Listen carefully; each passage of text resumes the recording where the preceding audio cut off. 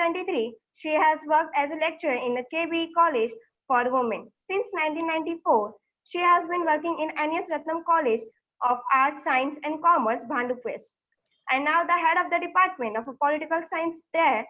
She has successfully held several positions in the College of LMC, in the college as LMC member, conveners of committee, and also coordinator for extension work. She actively organized national and international conference in the college and the university. She has published many papers and published the same in journals like International Journals for Peace, World Focus, and others. She held important positions in the university examination section as a chairperson for American Politics paper for 10 years, and now for Paper International Organization. She is also a member of a board of studies in St. Xavier's College. Without extending further, let me request Dr. Sangeeta Roy to take charge of the session. Thank you, Shailaja. I would like to begin this session with a small introduction.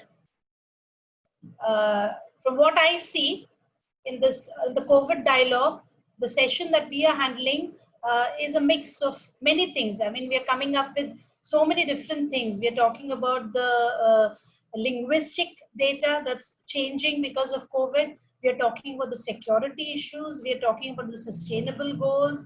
I mean, it's a mix of very good things, and we'll certainly come out with a whole lot of understanding on how the COVID situation would actually express itself maybe 6 months or 1 year from now.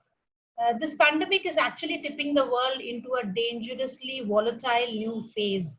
A lack of international cooperation in the response to the crisis is further creating a very a situation of distress and depression. There are issues related to security, issues related to healthcare, domestic issues, international issues, which are actually making a big, what you can say, a big dialogue, or these are things which we are discussing right from the time the COVID situation has begun. Looking into the speakers today, I think we've got a good mix, and we have speakers who are going to give in the details of how the linguistic factors have got affected because of the COVID-19 situation, the bureaucratic style of functioning, and how this would bring in resilience in future. I'm eager to know how these things would actually be presented and told to us and expressed. The redefining security in the COVID era, that again is something really interesting. Without taking any further time, I would just like to appeal to the speakers that if they keep up to the time, then we could do justice to everyone. I think it's 15 minutes per speaker. Am I right? It's 15 minutes per speaker. So if you could just do justice to your talk, your presentation within that period, then we would be left with some time to discuss and come up with a real dialogue on the situation that exists. Just calling upon Rahima Abdul Rahim. Is Rahima Abdul Rahim present? No, ma'am. That speaker Okay. has not joined. Okay. So I think I can see Neela here. Dr. Neela. Yes. Dr. Neela from the Department of English, Assistant Professor, Mercy College, Palakkad, India, will be speaking on neologism in English language during COVID-19 times. I'm actually looking forward to hear from you, Neela. How is language actually going to get affected because of this COVID situation? Thank you so much. Thank you. Can I begin? Yes, certainly. Namaste to all of you, because it is an international conference and people belong to various time zones. I'm proud to be part of this WPC COVID-19 dialogue, sectoral impacts, global responses, and enhancing resilience to future pandemics in collaboration with NES Ratnam College, UNES Center, Bangladesh, and Venuganga Foundation. I thank Director Rao Sahab Bhavaskar, Dr. Saraswati Udni, and Dr. Aruna Shinde, and Dr. Sangeeta Roy, who have been so nice to me and have invited me to share my deliberations. I share my screen so that I'm able to become clear. Can you see my screen? Can somebody respond? Yes, yes, Yes, we ma'am, can it see is it. visible. Yes, Okay. we can.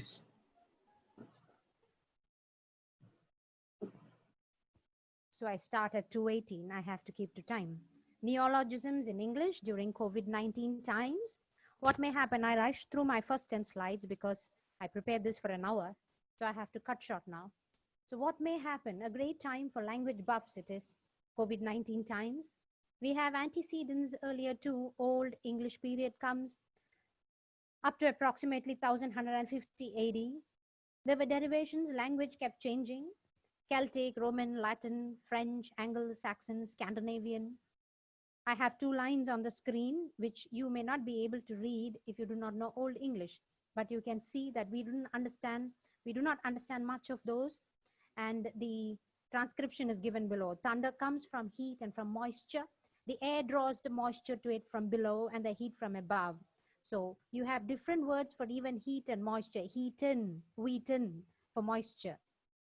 Words of English used today come from Latin origin and have survived into Mode English include belt, chalk, chest, cup, fan, fork. All these words come from Latin. And as influences started changing English, we have 4 dialects coming up: Kentish, West Saxon, Mercian, Northumbrian.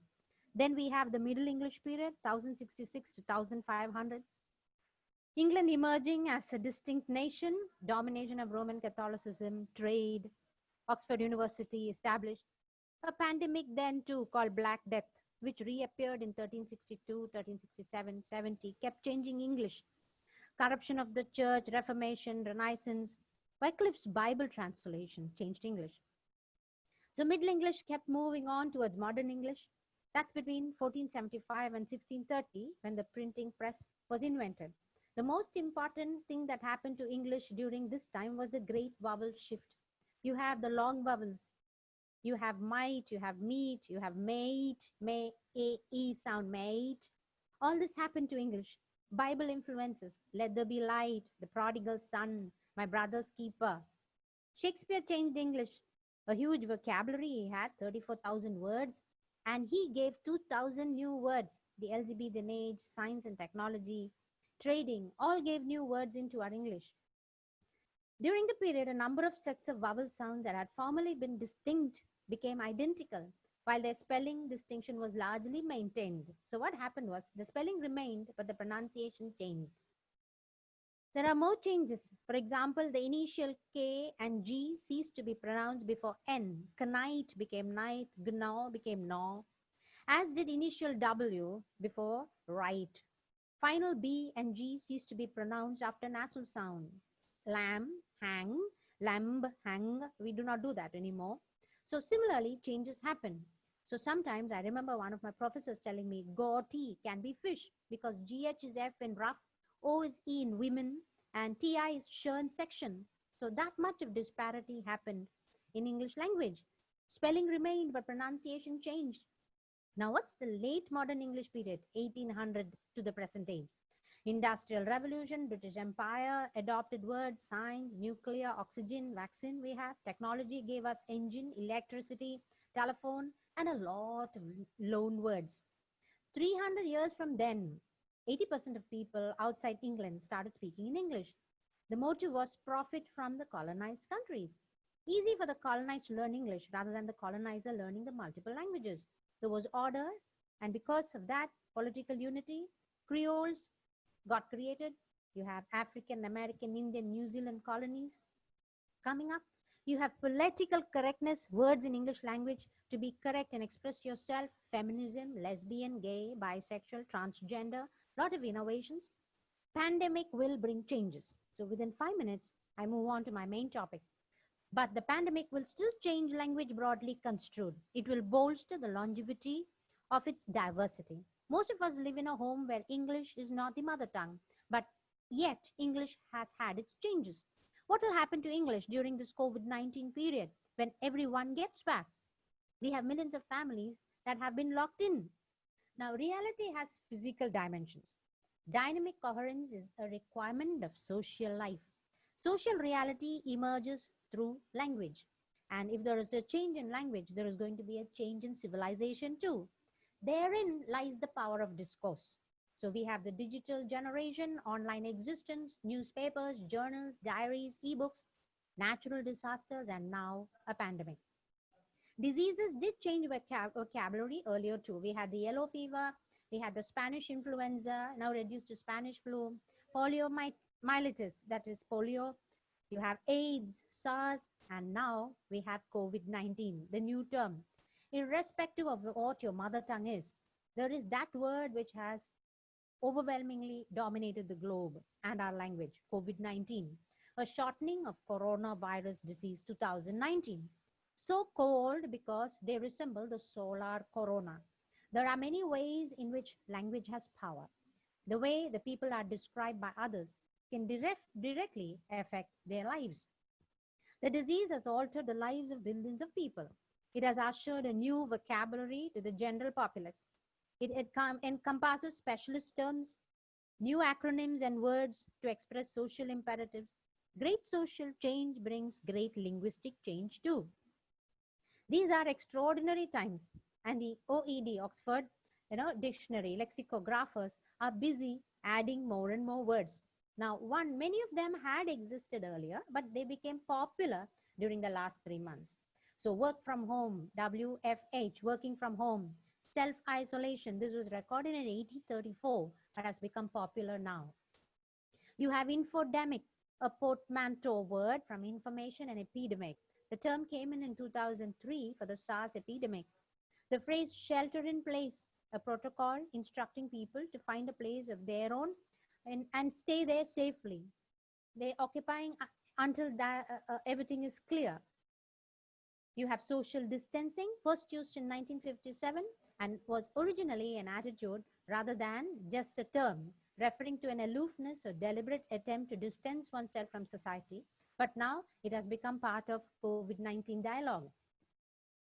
And an elbow bump, along with hand slap and high five, there was an elbow bump to manifest friendship, a way of conveying celebratory pleasure. PPE is now almost universally recognized as personal protective equipment, an abbreviation, and more. We have pestilence, a fatal epidemic or disease, was borrowed from French and then Latin, and it first appears in Wycliffe's Bible of 1382, not long after this first great devastation happened. The related term pest, from French peste, appeared shortly afterwards. It actually means an insect that infects crops. An annoying person also is called a pest. But now it has become famous because of COVID-19. Earlier, it came into the dialogues because of plague, which is also called Black Death, because of the black marks that come on the skin after the infection. Pox, from the plural of pock, denoting a pustule or the mark it leaves. It came in 1476 as a term applied to a number of virulently contagious diseases, most especially dreaded the smallpox, first recorded in the 1560s. There is a continued focus of vocabulary around the social and economic impacts of COVID-19. Words that became popular are lockdown, distancing, Zoom, mask, and covering. Millions of people adapted to communicating remotely. References to video chats, Zoom, Google Meet, GoToMeeting are common. In May, now let's see how the progress happened. The first signs of looking ahead to life post-lockdown. We have reopen, the phases that come after that, first phase, second phase, third phase, phased return to work, phased reopening and easing of restrictions, measures, easing of the lockdown are keywords of this month. I'm talking about May. Contrast with virtual life and thinking of the restart of face-to-face interaction. In-person has increased in frequency. We have in-person worship, in-person graduation, because they try to ask you, are you coming in person or is it just a copy that you want? Now, what happened in June? The search for effective medical treatments continued, People talked of hydroxychloroquine and dexamethasone. Another word on a recent trend list was teleconsultation. We have telemedicine and telehealth. Now, how did the words come into our daily usage? It started off in April, though the pandemic started spreading in January itself. We became aware only during March, April, May, and June. In April, we have PPE, lockdown, pandemic, ventilator, stay at home, COVID 19, furlough. That is, you are permitted to take leave and stay and work from home. Distancing, coronavirus, N95, Zoom, hydroxychloroquine, quarantine, asymptomatic, COVID, frontline, virus, self-isolation, disinfectant, shelter in place, mask, SARS, CoV-2, that's what's spreading now, the second phase we're going through. Non-essential, ICU, corona. In May, we have reopen, lockdown, COVID-19, pandemic, COVID, distancing, hydroxychloroquine again, covering, furlough, stay at home, SARS-CoV-2, PPE, phased, quarantine, reopening again, tracer, easing, remdesivir, asymptomatic, mail-in, Hornet, coronavirus, antibody, mask, in person. And in June, defund Juneteenth, brutality, anti-racism, racism, COVID, Confederate, looting, covering, kneel, chokehold, statue, reopen, 2 meter, systemic, pandemic, looter, COVID-19, distancing, lockdown, dexamethasone, racial, injustice, asymptomatic, distanced. In UK English, there is a clear preference to the form COVID written in small letters and then 19, while the US prefers COVID written in all capitals and 19 because they say it is a short form. Frontline has a new contextual meaning, the sense of the adjective for frontline worker, the word frontline worker, frontline employee, frontline staff, working at the forefront of an organization's public activities. Such people are given the adjective frontline. There are coinages. Humor is central to many of the corona coinages. The German corona speck playfully refers to stress eating amid stay-at-home orders. Spanish Covidieta, we saw in NDTV all the time, Covidiet or Covidiet coming up many times. Corona Burra, a play on Burra, the word that pokes fun at people disregarding public health advice. Doom scrolling describes a hypnotic state of endlessly reading grim internet news. Blur's Day captures the weakening sense of time when so many days bleed one into the other. You do not know whether it's Monday or Tuesday or Thursday because you're at home for a long time and you're not looking at the calendar. We have abbreviations like QOS for quarantine, SANI for sanitizer. Queer and Black communities, so often a wellspring of linguistic influences, have brought about Ms. Rona to refer to corona disease. What will survive? Linguists believe that many of the terms currently in vogue won't endure. The ones with a stronger chance of sticking around post-pandemic times will be the ones which we keep using every day, or the ones that give lasting behavioral changes, such as Zoom bombing, photo bombing, and describes the practice of invading someone else's video call. So my corona agenda means asking to be patient as your plans have all changed and disrupted and you're planning a new schedule. So that's it. That's what I wanted to pass on about the linguistic changes during corona times. It also tries to tell us that it is not going to be the end of linguistic changes in English. English, being a global language, has kept on changing all through these times. I started my introduction because this is a multicultural group and language means culture. And culture changes as and when language changes, and language changes as and when culture changes. They are always influenced by each other. And just like English grew because of Latin influence, because of Julius Caesar tried to invade Britain just to teach the Britons a lesson.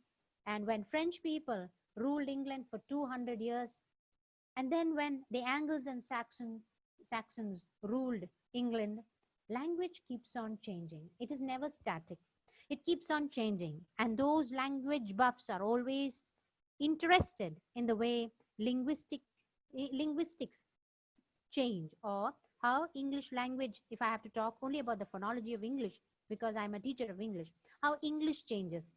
It's a wonder to see how these changes happen. And it's so interesting to have new words in your conversation and to continue your dialogue. Thank you very much for your patient hearing. I would like to know if you would like to have clarifications.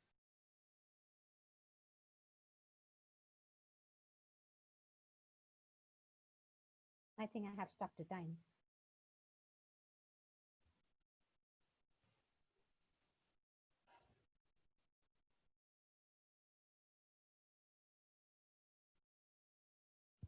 Ma'am, you are mute.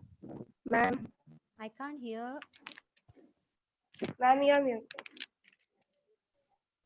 Have I have unmuted. Okay, yeah. Thank you so much. Thank you so much, dear Neela. Thank you, Professor Sangeeta. Oh, that's Thank you. really good. Your presentation was, I don't know, I don't have words to express. It was that good. I would have just I would have loved to go on listening to it, because I believe that we speak a lot about healthcare. We speak a lot about other effects of COVID, but Yes. it's very rare that we talk about language. Language. And over here, when we speak of language, I would just like to make a mention that with the change and with the kind of millennial effects that we have on language, I Yes, sir. find that language was already undergoing a sort of depression. You know, when we talk about economic depression, we talk about some kind of flaxity in terms of other sectors. I find that even language was undergoing some kind of a trouble. Yes. With more of social media, I could see youngsters going in for shorter terms. You know, the SMS kind of language, Yes. the WhatsApp kind of languages. So what I thought is this was a good coming back for the English language, and English certainly would be doing a good job even you, after ma'am. this. And for the good presentation you made, I think the questions have to be taken up in the end. Okay. Okay, yeah. No problem, ma'am. Okay, we'll just take the questions in the end. I would like to invite our next speaker to make her presentation. K.A. Varuni Madhubhashini. Is Madhubhashini there? Yeah? Is Madhubhashini there? Hello? Hello? Shailaja, is Madhubhashini there? Yes, Varuni ma'am. Madhubhashini, yeah. Madhubhashini is a research assistant from the Institute of National Security Studies, Sri Lanka, and she'll be talking on the effectiveness of public services, how to enhance resilience to future pandemics. Now, being a teacher of political science, we keep talking a lot about public services. We talk a lot about administration and the effect of the same in the society due to all these things. And the pandemic certainly would be a talk I'm looking forward to. So without wasting any further time, just requesting Varuni Madhubhashini to go ahead with her talk. Yeah.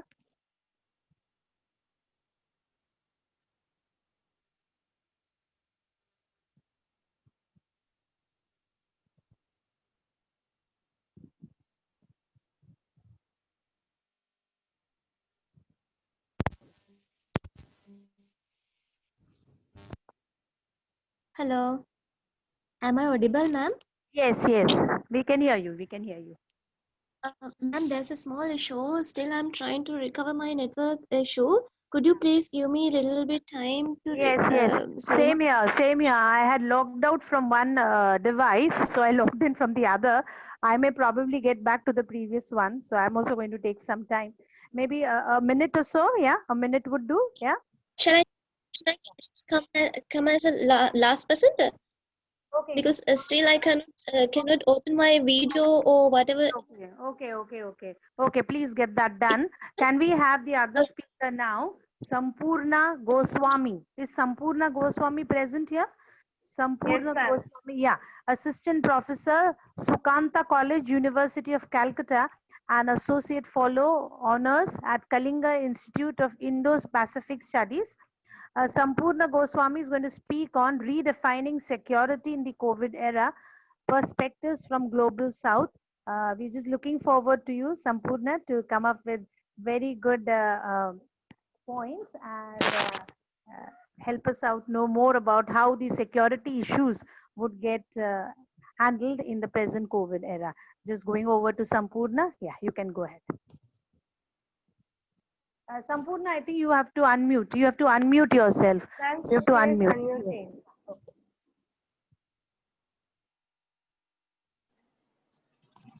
No, you cannot be heard. You cannot be heard.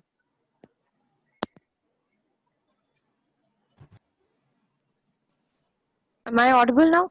Yes, yes, we can hear you now. Yeah. Yes, Okay. Okay. Thank you so much. I'm really grateful to the organizers for inviting me to speak in this August gathering. Although the gathering is virtual, but then still it's always good to see people safe, and that researchers from various corners of the globe are coming together to discuss numerous issues that is currently going on in these tensing times. Now, my topic for today's discussion is redefining the concept of security in COVID era, and I would certainly take up the perspectives from the Global South.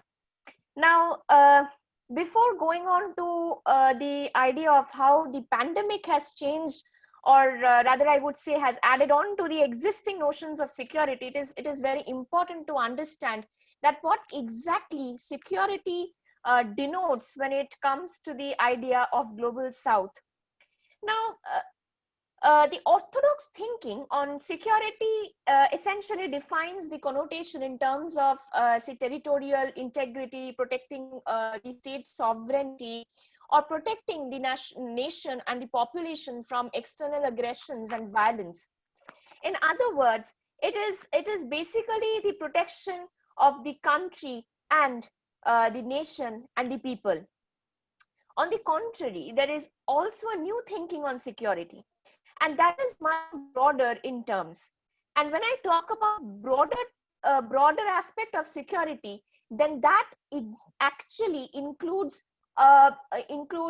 say security in terms of economy, security in terms of environment, in terms of health, and as well as human rights.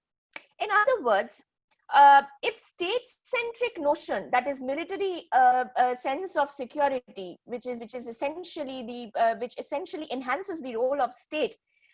So if we keep the state-centric notion and position it at the middle, then above it lies the global consequences, the external threats, the global threats, and below it lies the internal dimensions, below it lies the human security perspectives, below it lies the economy, the livelihood, sustainable development.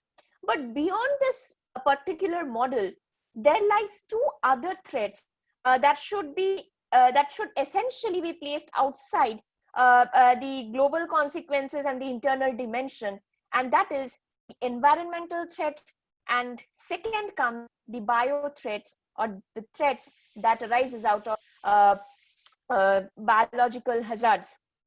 Now, coming on to the idea of Global South security dilemma. Now, I suppose we all know about Muhammad Ayub, who is a very popular columnist and a third world scholar. Now, Muhammad Ayub argues that Global South, or the third world security dilemma, cannot be explained adequately by the old or the new thinkings on security. This is because the potential threat within the Global South is inextricably linked with the idea of the ongoing process of state formation, because it is important to understand that most of the nation states that come within the Global South are newly independent. They are very nascent participants in the global system or in the global politics. Many Western scholars, however, argues that third world security dilemma is more internal rather than external. Well, however, this is not always the truth. This is only a Western imposed conception. The internal dimension of security that is often used to explain the third world security dilemma is actually a Western construction. Why I say so is because Global South has always remained a theater of first world experimentation. For instance, until 1940s and 1950s, Global South was a theater of West's imperial expansion and domination. Colonial experimentation with the drawing of third world cartography has given rise to fractured frontiers by dividing countries along lines of ethnicity, along lines of religion and kinship. With the wave of decolonization, Global South again became a space of Cold War geopolitics, whereby undue interferences of United States and Soviet Union defined the period. Since 1990s, Global South provided the stage for the expansion of American hegemony by compelling nation states to comply with the terms of globalization through structural adjustment programs and grants in aid. Eventually, Global South became the dumping ground of first world commodities and services. Moreover, bringing these countries under the WTO regime with an idea of one size fits all was an attempt to drain out the raw materials from Global South for the development of the Global North, and in return, use the Global South as a market in return of higher profits. I would again like to bring in another connotation of security when it comes to Global South, and that is again driven by the Western conception. I would not really argue it as Western conception, rather I would say it is driven by the Western nation states. That is, the already existing conflicts and dissensions that existed within and amongst the Global South countries provided a ground for the West, the first world nations, to sell arms and ammunition. This is something we have seen in cases of India-Pakistan conflict. We have seen in cases of India-China conflict, where the international community have never really tried to kind of give an outcome, or rather I would say to give us a strategy whereby these conflicts could have been mitigated. So in other words, the already existing political turmoils within the Global South has actually helped in maintaining the West's defense manufacturing units. Now, these circumstances, in combination with the already problematic political scenario within the global or the Global South countries, has increased the disparity amongst the various classes and communities within these nation states. For instance, on the economic front, globalization has resulted in a situation where the rich has become richer and the poor has become poorer. Moreover, the wave of privatization scraped off all possibilities of creating an egalitarian society that could have been achieved by providing economic benefits and rewards. On issues of global environmental concerns, again, by bringing the Global South countries under various climate change regimes, the Global North countries have actually impeded the process of development, industrialization, and further growth in this part of the world. Thus, we can say that the peripheral parts within the peripheral part of the globe, that is the South within the Global South, or to be more specific, the marginal communities within the Global South are the worst victims of the Western constructions of development, Western constructions of growth, and Western constructions of security. Now, coming on to the onset of pandemic, well, I would argue that COVID-19 has not really changed the ideas of third world security.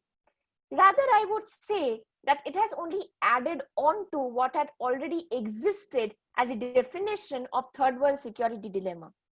Now, COVID-19 pandemic from December 19 last year left most of these scholars, and I would say from almost all disciplines, into a frenzy. What's the future? Is this the end of globalization? Is this the beginning of a new world order? Is this a new world that will witness the rewind of the pre-globalization era, where borders were sealed, where cross-border population movement was a distant dream? Well, I would argue that none of these reservations or none of these, say, uncertainties are valid. COVID-19 pandemic will not end globalization. Neither will it debar people from crossing the borders, and that is quite persistent and quite visible when we look at the tensing time, especially post-May. We are seeing that how people are actually traveling across borders even in these tensing times. So globalization has not ended.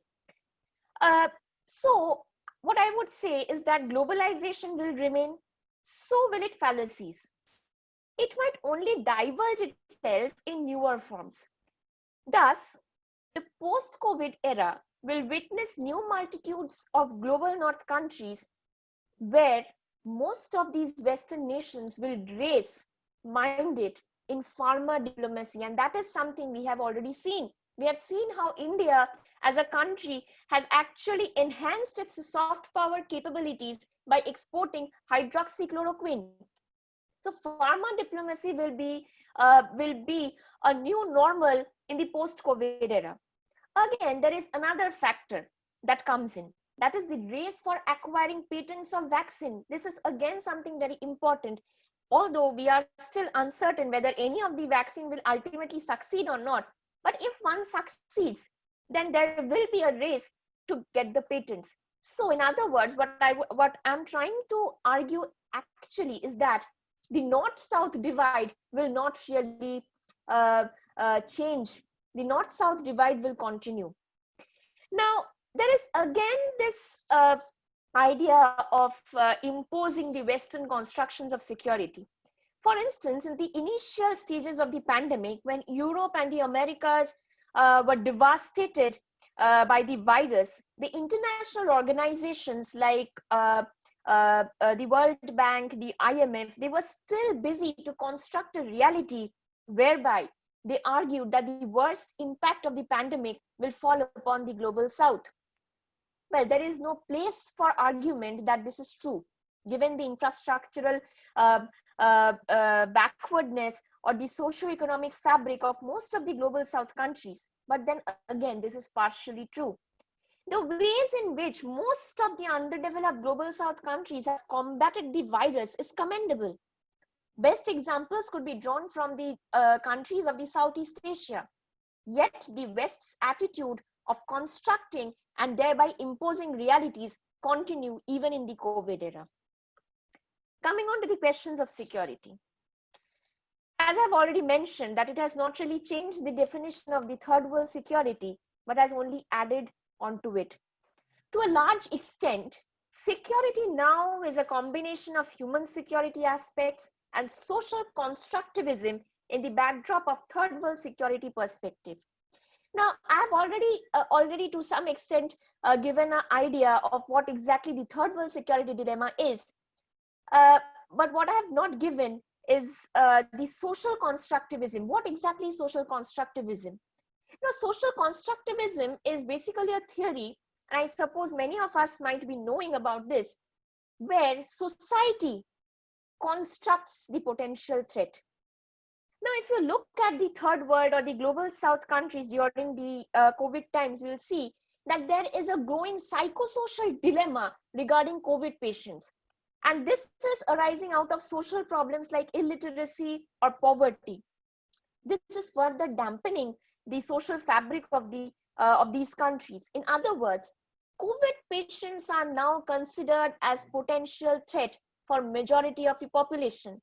This, in fact, is unfurling into, or rather, I would say this is seen through the social unacceptance of COVID patients even after that they are getting cured. And in many cases, if you see in the interior villages, COVID patients are being subjected to potential threat. On the arena of human security, again, I'm coming on to the ideas of human security here, because the underdeveloped health infrastructure is failing to provide adequate healthcare facilities to the COVID patients on one hand. Secondly, now there are emerging consensus within the global south countries that there is a need to provide basic income to the marginal populations, free ration, food security. These are again certain aspects of security that are emerging in the COVID era. But then what I feel is that the worst victim of the COVID pandemic is not really the marginal population in the global south countries. Rather, it is the lower and the upper middle class people. Why I'm telling you is that the upper and the lower middle class families are that particular class who are bereft of any social security schemes that are provided by most of the governments. And on the other hand, the wave of privatization, the wave of liberalization that actually provides employment opportunities nowadays. These are the two factors that has made the situation, or that has made the fate of rather I would say that has worsened the fate of the middle class population, because most of the middle class people are now losing their jobs. Who will give them economic security? Because they do not come under the social security benefits. Look at the plight of the condition of the plight of migrant laborers in India. We have all witnessed how the deplorable condition of the migrant laborers. So there again comes the fact that the notion of ensuring security to the marginal population is now shifting more towards providing security to the middle classes.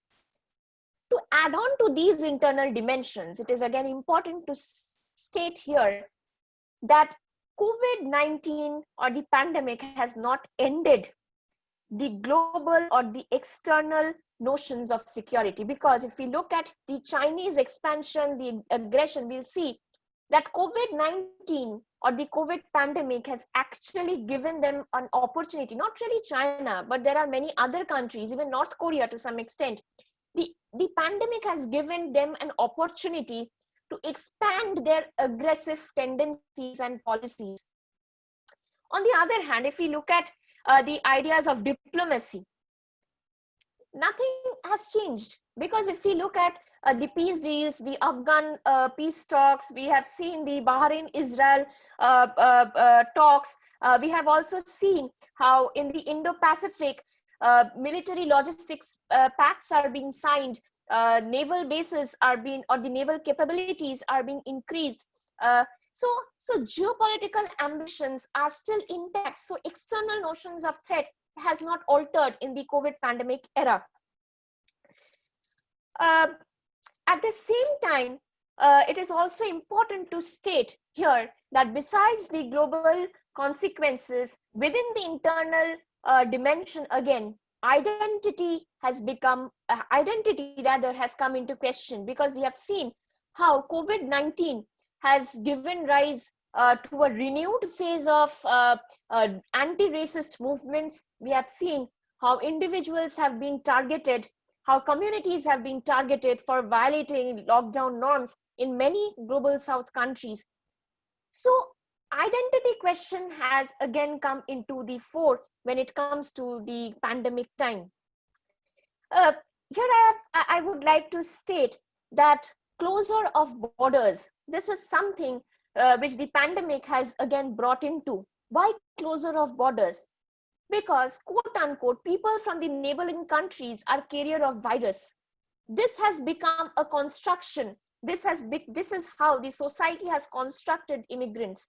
Well, immigration has always remained a security threat for, say, Europe, even for countries in South Asia. But today, besides immigration, we have another major problem, and that is carriers of virus. So within the constructivism, within identity politics, threat has been added on to identity.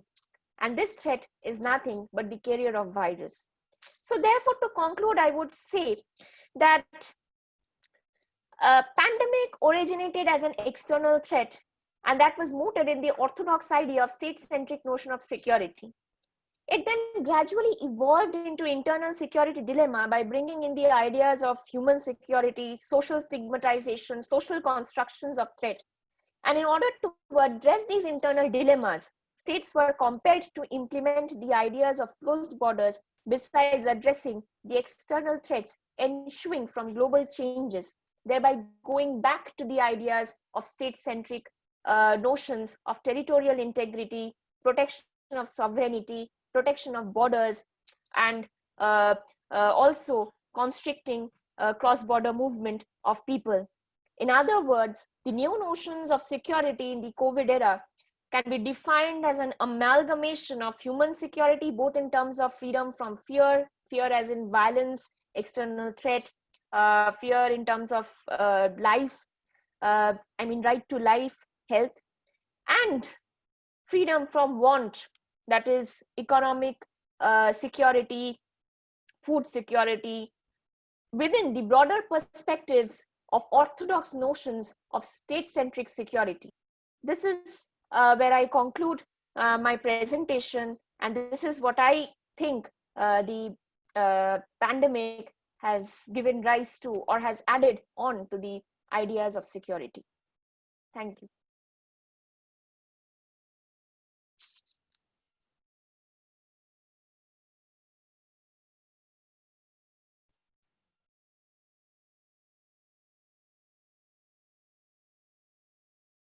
Sangeeta ma'am, you're not audible. Oh, hello. Yeah. Now I can be heard? Yes? I think Yeah, ma'am, yeah. Sampurna has touched upon a lot of topics, and she's brought in the security issue in a very holistic manner. Sampurna, I think I thank you for that. But I think, dear, you exceeded your time, and you were, I believe, overwhelmed by the presentation. It was a very good presentation. I would there were people who were commenting. Quite a few participants who were commenting on a presentation, which again can be done probably in the end. We would just like to hear all of them. The next speaker over here is Tejbir. I don't know whether Varuna Madhubhashini, are you ready? Varuna Madhubhashini? Can we have her? Because she had a problem with her connection, I think. There was a problem with the connection. Varuni is there, but I can't see her. And then we have Takbir Kaur. Takbir Kaur is here. Is Takbir Kaur? Shailaja, Aruna, could you just check whether Takbir Kaur is there? Sampurna, I think you touched upon a lot of things, and I'm just waiting to ask certain questions to you without taking much of the time of the participants, because I would also like the participants to interact over here. The jingoistic ideals, the xenophobic ideals that are very soon going to surmount the world. This is something which we all need to take care, and security issues certainly is going to play a major role. Do we have more speakers? Ma'am, actually, Takbir ma'am was here, but I guess due to some technical problem, she left the meeting. Okay, so Takbir and Varuni Madhubhashini, is she there? Varuni Madhu, I can see her actually. I can see her. Varuni ma'am is here. Varuni ma'am is here. Yeah, so is she going to present? Is she making a presentation? Just find out. Varuni, can you hear us? Because she'll be the, I think, the last speaker.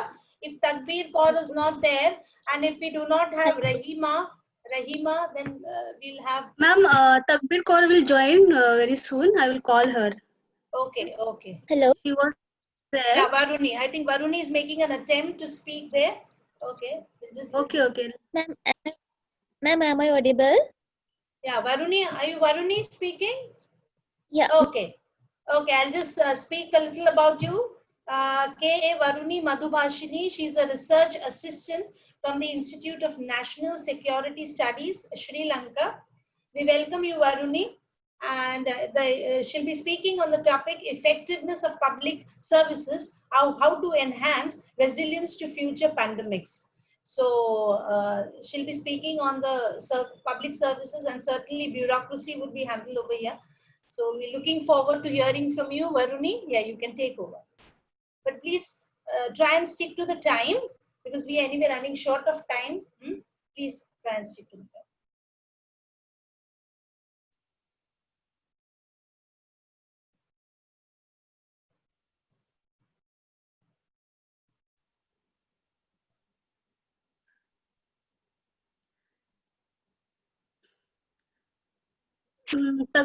Tagbir Kaur will join within 10 minutes. So till that, we can. Am I audible? Yes, yes, we can hear you. We can hear you, Varuni.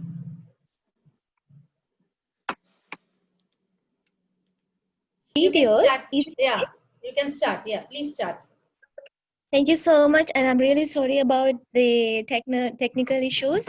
I would like to meet you in video, but I don't know what. No, it's okay. You speak. You begin your talk. Even if your video, you have something to share on the screen? No, ma'am, no. Okay, okay. Then you can merely speak. Yeah, please speak. Okay. So, good afternoon, everyone. I'm really sorry about the technical issues.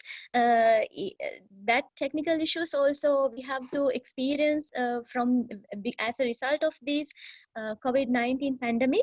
I will talk about it later. So, today I'm going to talk about the effectiveness of the grassroots level public services.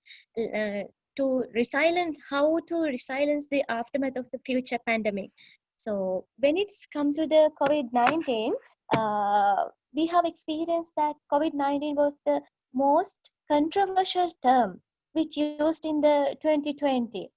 Especially no one knows how long this period of coexistence with the viruses will last. But the thing is, the world has vastly different rather strategic oriented get rid from the pain of the new coronavirus after the lockdown. Especially when it's come to the pandemic, it has strained healthcare systems, it has disrupted the education systems, it has led to joblessness and disrupted social life with the lockdowns. So we have experienced that there are many things have happened as a result of the pandemic. Therefore, COVID-19's more seems to be a grey rhino event, rather black swan event, which are threats that are very clear and highly obvious but ignored. So, as John Allen said, history will be written by the victories of the COVID-19 crisis. Therefore, it is time to understand the real issues which is coming up with the COVID-19, and also each and every government should focus on protecting the people's life rather increasing their power. So when it's come to the Sri Lanka, during the lockdown period, everyone has witnessed there are some lack of effectiveness of the public services, and when it's come to the another time, there are some we have increased the effectiveness of the public service. So, but anyway, we have identified that in Sri Lanka, the grassroots level, if not rural area, was highly impacted from the COVID-19. They have had experience to many kinds of economic issues, social issues, and then cultural issues likewise. So when it's come to the Sri Lanka, in the grassroots level, I have categorized there are three particular key peoples which are engaged as the front line workers to mitigate the threat from the COVID-19. I would like to firstly talk about the GN. We call it Grama Niladhari. It means village officers. And then PHI and MOH, Public Health Inspector and Medical Officer of Health. They are the second in line. And then the third group is Samurdi, Development and the Field Officers. Because of these three categories of the officials, and their contribution, Sri Lanka has able to mitigate the threat from the COVID-19. And according to the Health Promotion Bureau, as today, we have recorded that the fatality rate in Sri Lanka is 0.39, while the global rate is 5.37. In terms of the recovery rate, Sri Lanka accounts for 94.13%, while the global rate is 52.63. So in Sri Lanka, we have practiced three key thematic areas to respond to COVID-19 step by steps to come up this success.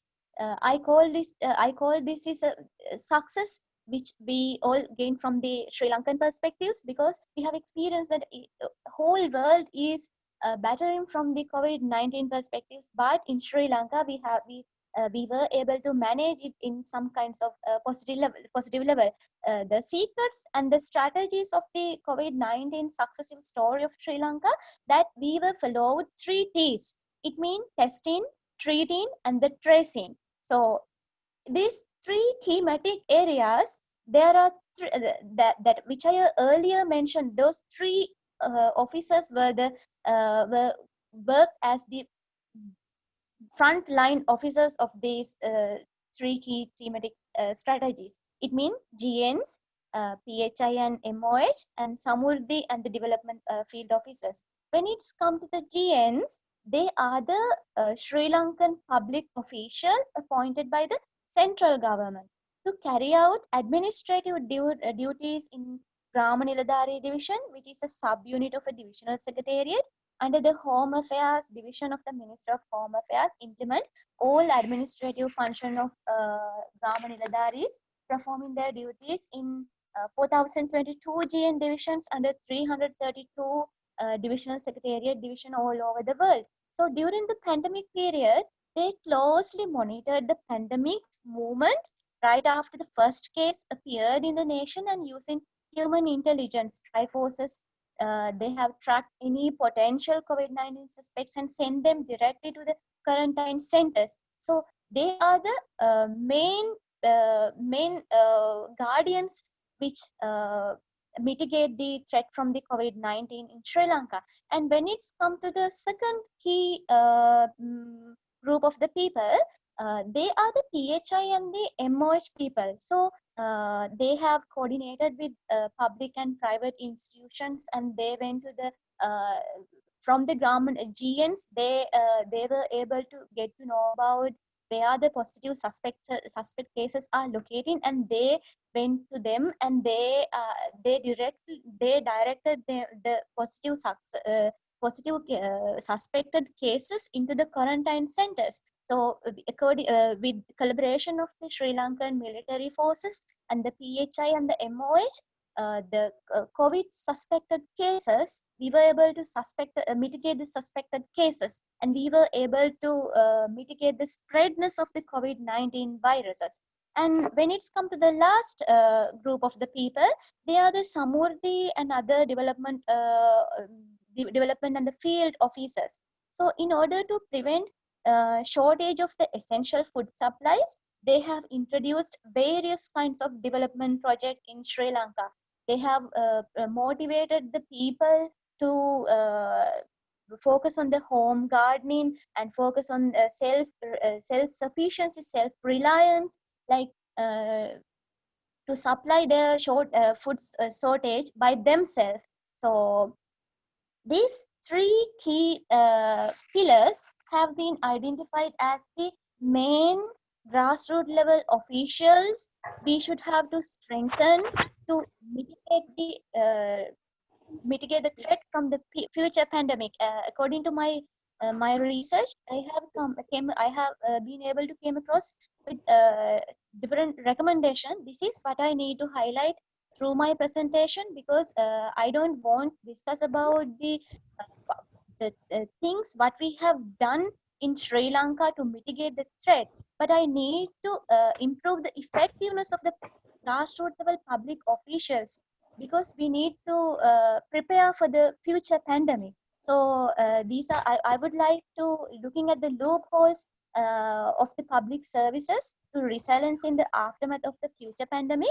So as a recommendation, the public policy framework should be developed with strategical approaches to cater the future vulnerabilities of the economic and social perspectives, whether either it's coming from as an new stage of new coronaviruses, or either it is another humanitarian issue. It doesn't matter.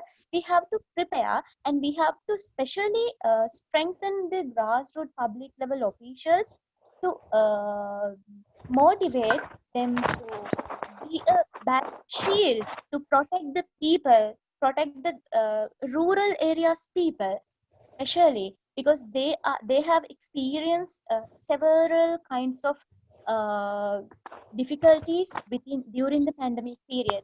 So for a recommendation to Sri Lanka, we have experienced that there are different kinds of digitalization and digital equipments infrastructure issues. As a digital infrastructure issues, today I couldn't able to see you couldn't able to see me. So this is what we need to focus. So if we can if Sri Lankan government can increase the digital infrastructure, and if they focus on increase the digital literacy rate of the people, especially these grassroots level people, they would be able to connect with the international community, and even during the curfew situation, they would be able to share their experience and then share their information with the government officials and the people with especially with the peoples. So the communication will be continuously happen. So at the time, people can directly talk to their immediate public service officers. So at that time, I believe that we would be able to mitigate the future threat from these kinds of pandemic. And also the another thing is when it's come to the facilitating the personal health protection. So we can develop more public and private partnership to expand existing digital health services, and also we could be able to develop partnership to build digital health skills among all categories of the healthcare staff to facilitate the uptake and scaling of digital health solutions in the current and future environments. And not only that, government should have expand government-driven incentives to proactively engage private sector in product development and provide an agile and sophisticated response to the coronaviruses. Not only especially I need to highlight, not only the coronavirus, any kinds of pandemic or any kinds of threat, the next in line in future, we have to have expand government-driven incentives to proactively engage private sector, especially when it's come to the product developments and other things. So not only that, I would like to recommend I would like to recommend that we all have experienced work from home during the pandemic period. So the work from home should be continuously strengthened to cater the future pandemic. It reduces especially cost of transportation, unnecessary time wasting, and low cost of dresses and everything. We have experienced that we need to buy some dresses, and we have to dress well and go to the workplaces. But if we can if we can strengthen the work from home concept, these grassroots level public officials also would be easily engaged with the people, and then the people could be able to easily engage with the immediate government.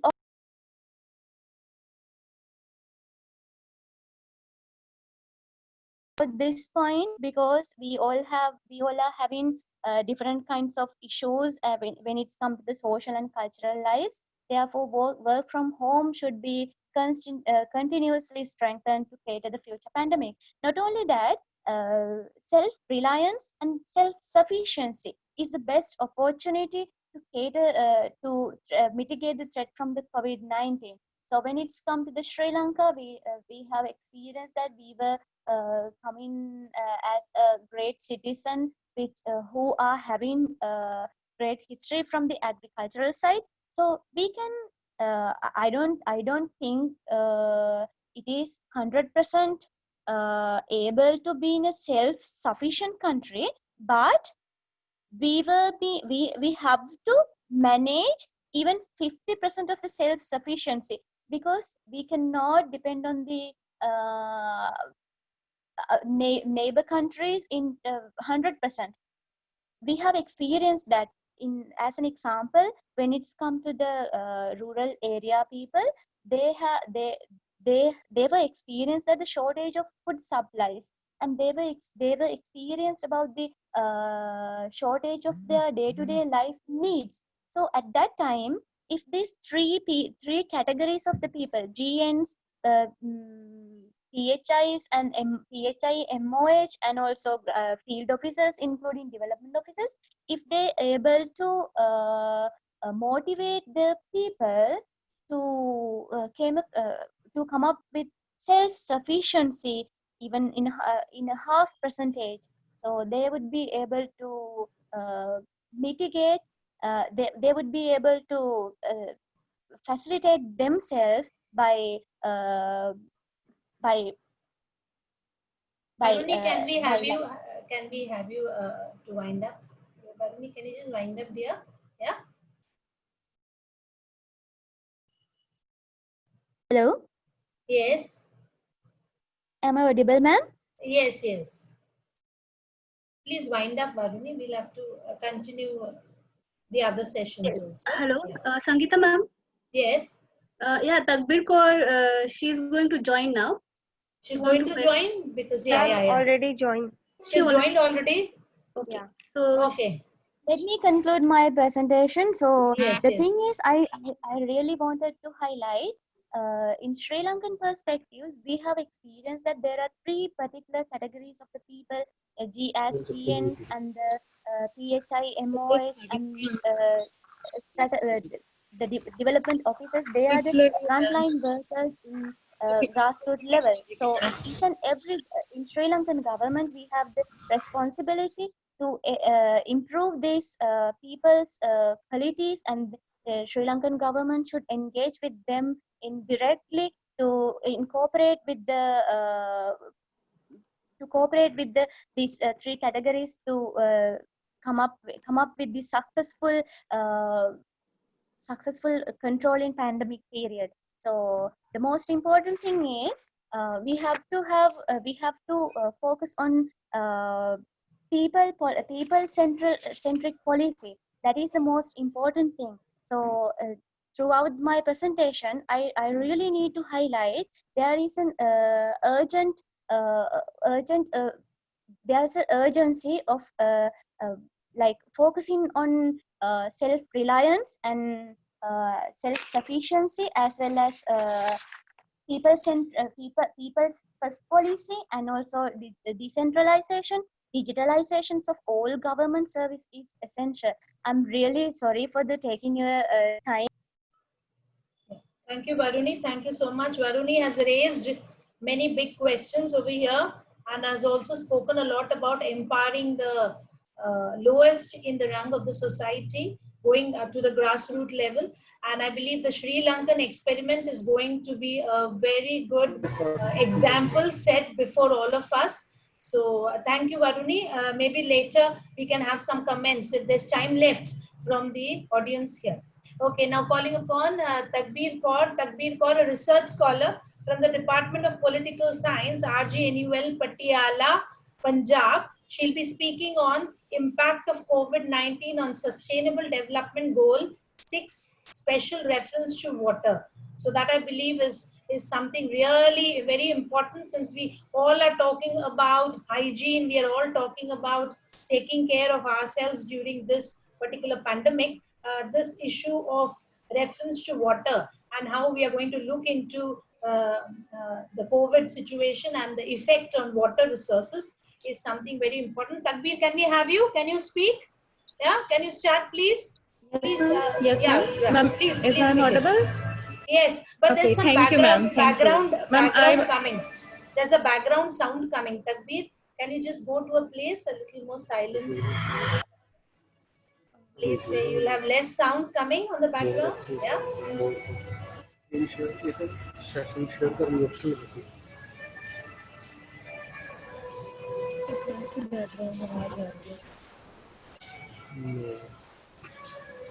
Ma'am, I'm not able to sharing my screen. That's okay, Takbir. You can speak even Ma'am, without sharing. is Yeah, it but there's visible? a lot of My screen is visible? No, we can't see you. You're not. You are. We can't see your video. We can see your PPT. Yes, yes, we can see it. Yes, ma'am. Yes, ma'am. My topic is impact of COVID-19 on sustainable Takbir, development. hello, Takbir, Yes, ma'am. dear. You have Yes. sounds coming on the background, so we'll not be able to hear you, dear. There'll be disturbance. Yeah. Okay, ma'am. Ma'am, wait. Yes. एक बार इनकी sound आ रही है आसपास तो ऐसे disturb हो रहे हैं बाहर दिखना बाहर रोड भी हुई है ना excuse me ma'am please give me some Okay. Time Okay.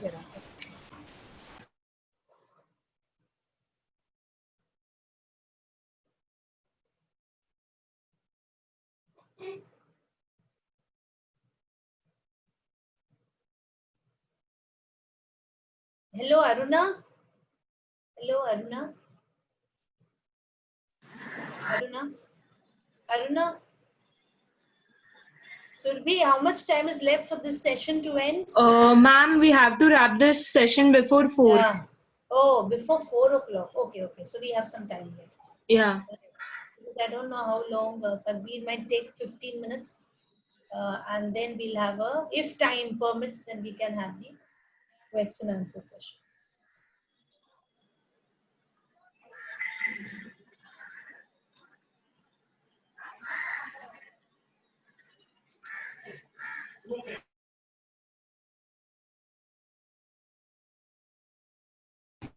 Yes, ma'am. Is I'm audible? Yes, you are audible. Yes, ma'am. Ma'am, my topic is impact of COVID-19 on Sustainable Development Goal 6, special reference to water.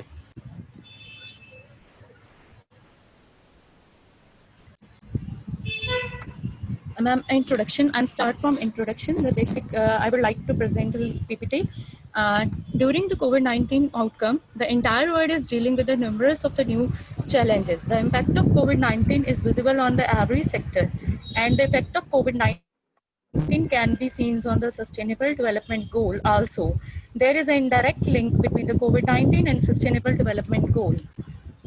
The agenda of the adoption by the United Nations member states in 2015 are 17 Sustainable Development Goals, most of which are interconnected, and 6th Sustainable Development Goal is to ensure access to water and sanitation for all. But with the occurrence of this pandemic, those results are very serious, and sustainable development goals are also getting affected in some way and other. Sustainable development goal 6 is to ensure access to water and sanitation for all is affected badly.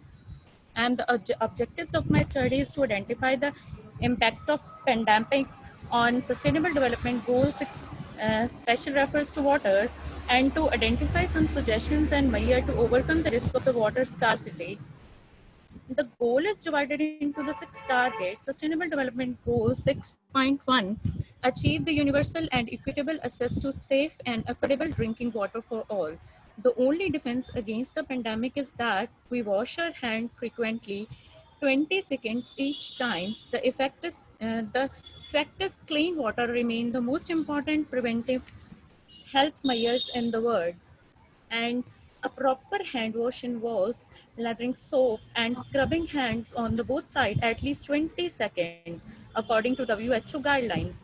And of 30 to 40 seconds hand wash would use up around 4 liters of the water if the tap is on, and the 2 liter with the tap closed, while scrubbing with the soap.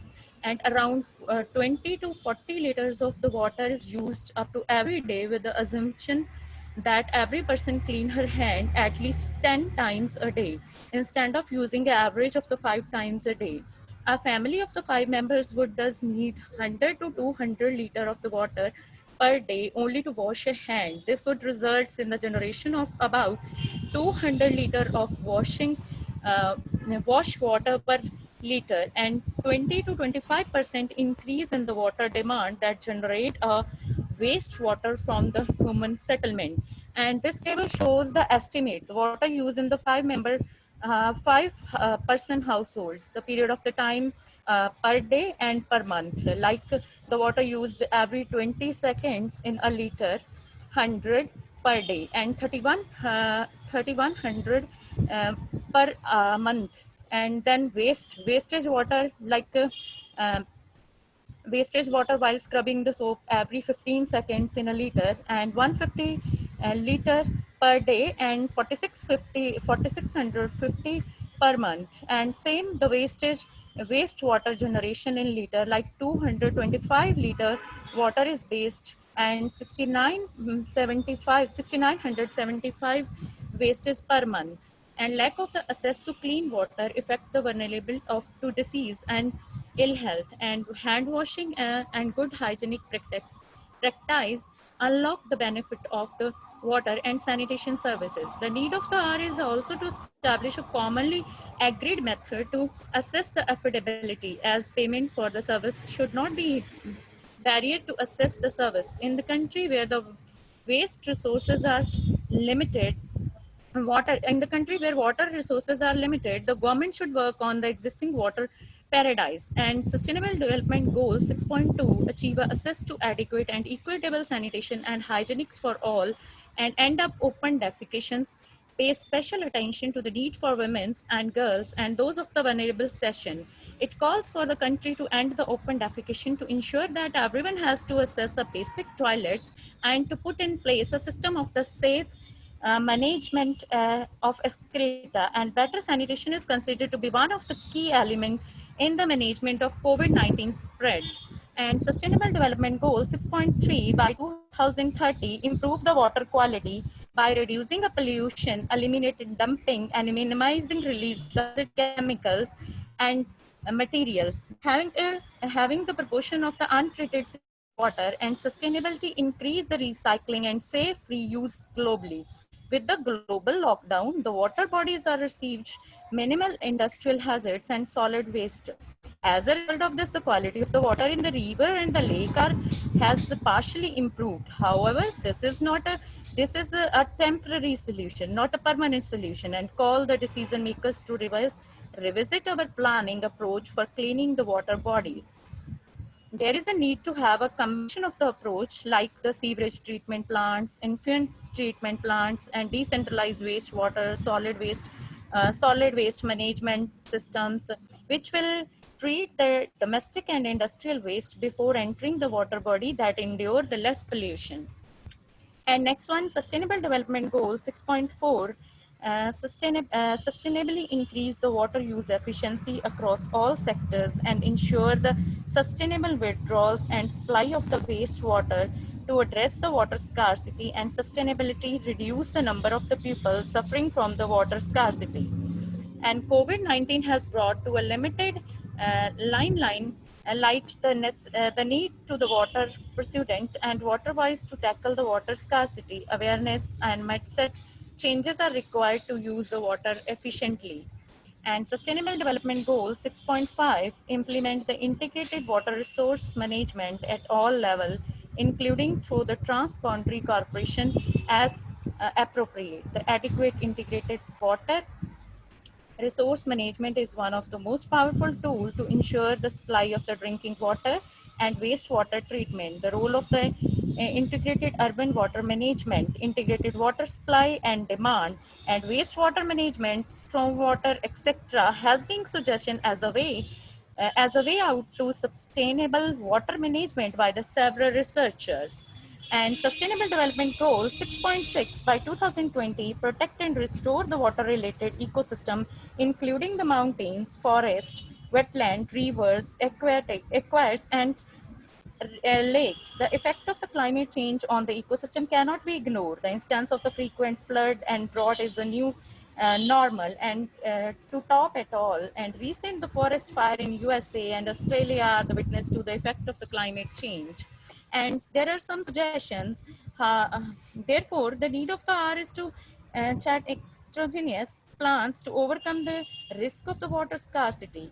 integrating water resource management. Measures are required in order to minimize the water scarcity risk, need more financial and technical supports, and increase the knowledge to fulfill their sustainable development goals on water and sanitation for all. Enhance the policy making to take account of the social cost benefit approach when the pricing water, strengthening environmental law, and creating ecosystem centric regimes and making the technology sustainable.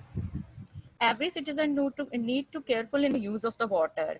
As a society we need to be water wise. Every drop of the water counts. The current condition provide an opportunity to promote the idea of maintaining hygienics, as it is imperative now and should be encouraged in the future too. We have probably heard about 4 Rs, that is reduce, reuse, recycle, and recover. We are guiding and help us to manage and conserve our resources to lead a lifestyle that is more focused on the social resource management and more sustainable. New words are added, and 4 Rs is converted into 7 Rs. The approaches are of 7 Rs like reduce, reuse, recycle, recover, recharge, rethink, and regenerate, which gives a holistic view to serve the water should be incorporated in our water management plans. Such as approach give us the wider lens to think and help us to conserve water in a every possible way. And the mindset of the society need to be changed. And as a responsible citizen of this planet, we should try to take every possible step to conserve water. Wastage should be reduced and minimized, and awareness should be spread by the NGOs, government institutes, etc. Many webinars and video conference platforms should be used to spread the word of the mouth and sanitize the citizens about the water resource, especially focus on the sustainability point of the view.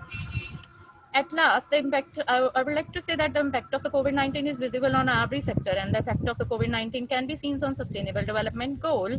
That is special reference to water. The today world is asking to washing hand multiple times. Moreover, the millions of the people lack the safe drinking water, sanitation, and funding is inadequate. Therefore, the need of the time is to plan to overcome this risk. Water scarcity, integrated water resource management measurements are necessary in order to minimize the water scarcity risk. Thank you. This is all about impact of COVID-19 on water. Thank you, ma'am. Hello, thank you, dear. Thank you, Tadbir. Yes. To sum up, I'm sure that the session today has brought in several issues, and the speakers have addressed the most untouched spheres that affect on account of COVID that has affected us. From Dr. Neela, who gave a vivid expression to the history of Indian language and the changes in the phonetics, the semantics of the language issue has also been touched upon in the best manner possible. And the global favorite, English, today is making the most out of the pandemic. Sampurna's approach to security as its further degeneration in all existing forms of global appearances within a theoretical grounding explored the need to look at security in new light. As far as Madhubhashini goes, she spoke about Sri Lanka and the experiment of Sri Lanka in handling the COVID situation, where she brought in the grassroots workers with the strengthening of grassroots level bureaucracy, grassroots workers to shield and protect the least empowered. So I really liked her talking about redefining empowerment with digitalization, and how with a more digitalized atmosphere, we can probably have people coming into the mainstream, the least coming into the mainstream, and the government trying to do the best they can for them. In India also, I think we need to follow this kind of strategies to help the lower in the rung to come up. As far as Takbir goes, she brought in the most vital element of this entire discourse on COVID, that's water, the water resources, bringing in important statistics. She related to water and brought in a very well-researched presentation on water, and announced that water is the most important thing in this world. And if the COVID situation keeps on, if it goes on for a few months now, it certainly will create a new water crisis in the world. However, one has to wait and watch whether these things and these subjects are really going to make a difference, and whether discourses of this kind would actually make the difference. The only thing I can see, the ray of hope, is that certain humanitarian responses and the power of the civil society is being seen very much. I mean, they have become the most demanding in this entire COVID situation, and they are the ones who will be providing resolutions for future pandemics, and they are the ones who are going to give the resilience for future pandemics. With these few words, I would like to open this session for questions. If you have time, yeah, we have some time left. So participants over here can address the question to, yeah, they can address the question to a particular speaker, and then probably after all the questions are addressed, the speakers can reply. Yeah. Going on to the discussion.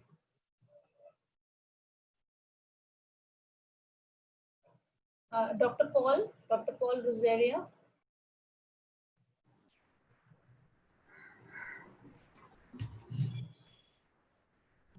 I have a question here from some. Yeah, Dr. Neela. Yeah, Yes, Dr. Neela. Professor. Somebody has asked me a question, asking me to talk about physical distancing and social distancing. Okay. And she's asked me whether we can use physical distancing rather than social distancing. Okay. There is a difference between physical distancing and social distancing.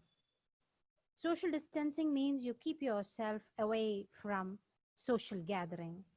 But physical distancing means only that you distance yourself from some other person. You do not go to crowded places, you do not go to malls, you keep yourself socially away. So in this scenario, I feel social distancing would be a better word, because you do not mix with society and spread the disease. That is why I said reality has physical dimensions. When there's a disease and it is a pandemic and it is spreading, we use the term social distancing. I feel that is a better word. Physical distancing is not wrong, but they mean two different things. There's a slight nuance to both the words. Thank you. Yes, please.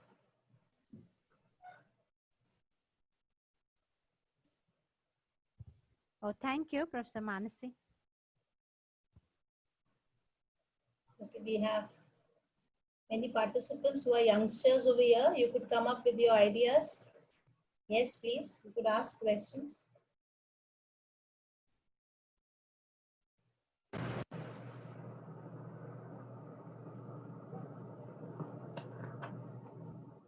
Okay, there's just one question for Sampurna. Could I ask? I'm Sangeeta Roy here. Sampurna. Yes. Yeah.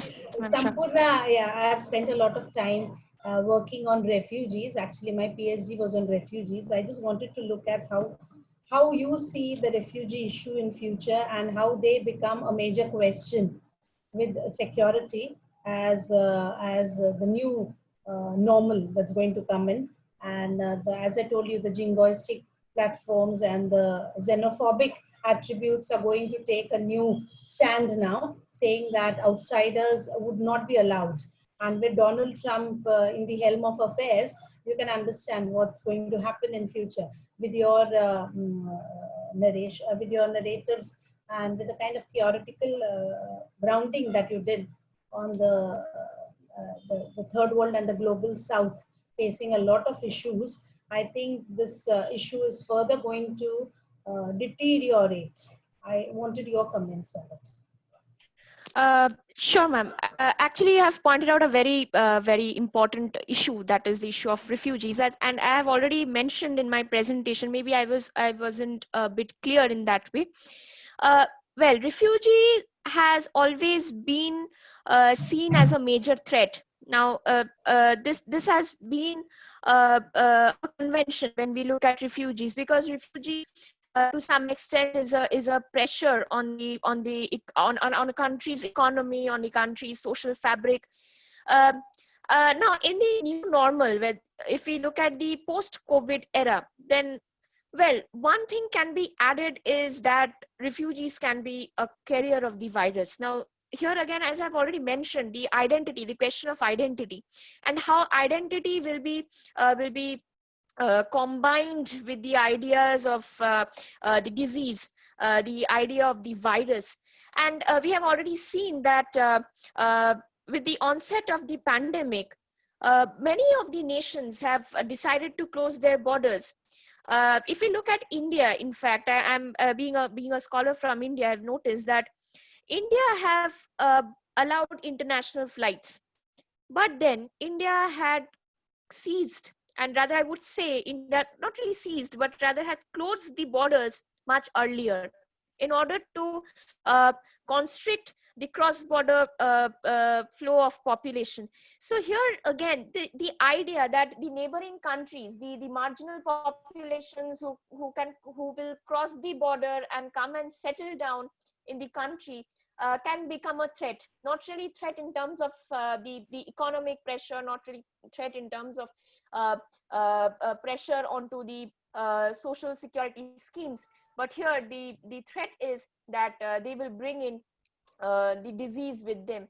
So I think refugee will again be constructed as a major threat, as a immensely potential threat in the post-COVID era.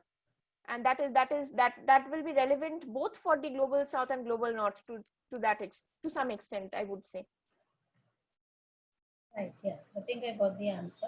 But there's this one thing, as you've been talking about, when we talk about the Convention on Refugees, the refusal of South Asian countries and the third world nations not accepting it. Now that will further aggravate. And as far as the West goes, the attribute of compassion fatigue, which they talk about, they believe that they have done enough for the refugees and now they do not want to do anything more.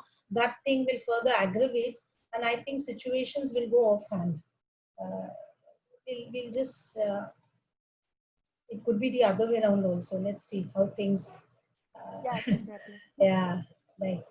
So if there's any question, I think the presenters were excellent and they did a very good job, and they touched upon very important features of the topics that they had selected for themselves. First of all, I congratulate all of them for selecting such fabulous topics, and the way in which they handled it was also really good. So if there are no questions further, then I would like Shailaja to take over and conclude the session. Distinguished chairs, speakers, ladies and gentlemen, as we come to the end of this session, it is my great honor to propose a vote of thanks on behalf of WPC. I would like to express our gratitude and sincere thanks to Dr. Sangeeta Roy for accepting our request to chair the session. We would like to extend our sincere thanks to all the speakers for delivering such a comprehensive, insightful presentation. We are honored to have you all, the speakers, with us here today. We would like to acknowledge our gratitude to our friends from the diplomatic community, experts, academia, media, and different organizations. Last but not least, I must mention our deep sense of appreciation for our audience who participated in the webinar and those who are watching us live. We are truly honored to have you all with us since morning, and I hope to stay connected with you in future as well. I request all of you to kindly join us for the next session. Thank you.